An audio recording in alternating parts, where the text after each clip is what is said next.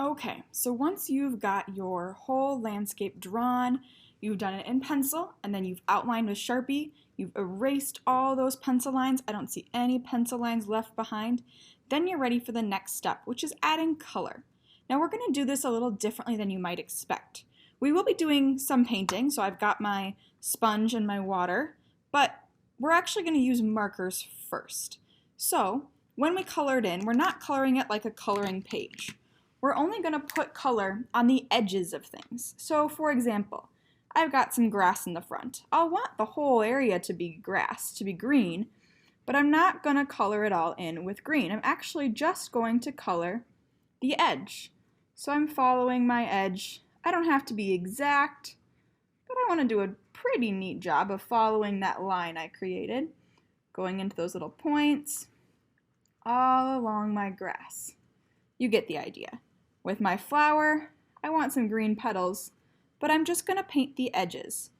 I've got a lot of green to do on my trees, but each tree I'm only going to paint around, or draw, sorry, not paint, only going to draw or add color to the edges. So I'll do that across my whole picture. My bunny rabbit's going to be gray, so I'm going to add some gray to the edges of his shape. So I'm going to go all around next to his ears.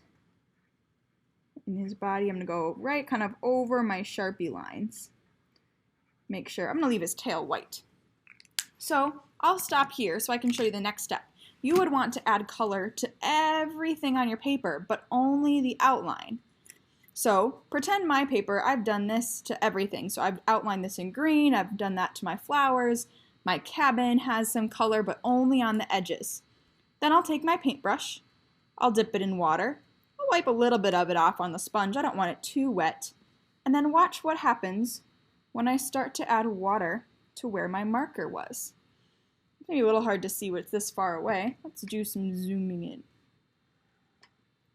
So, right down here, I've started to add some water to where I have the green. And the more I go, the closer I, the closer I am to my marker, the more green it will start to spread. Now that's not going to fill in the whole ground with green. So I'll probably need to add some more marker. But I'm going to start with what's on the edges. It's a nice light green. If I go to my tree and I start to spread, so I'm adding water and I'm painting over my edge. And I'm blending that color to move it into my tree. Now if it's not getting dark enough for you, you'll want to go over with some more marker. But this ends up kind of looking like watercolor, but it's a different way to do it. It's a simple way to use markers and then blend or spread the color with the watercolor. It makes a subtle color change.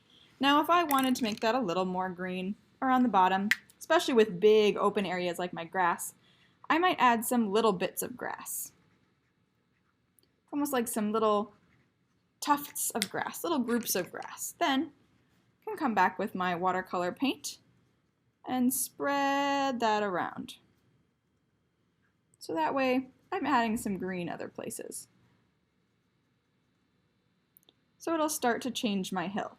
Now when you watch me color, it doesn't look that much darker, but if we compare it to the white space, well, this has got a nice color to it. Then I might fill in my petals with the water and the paintbrush.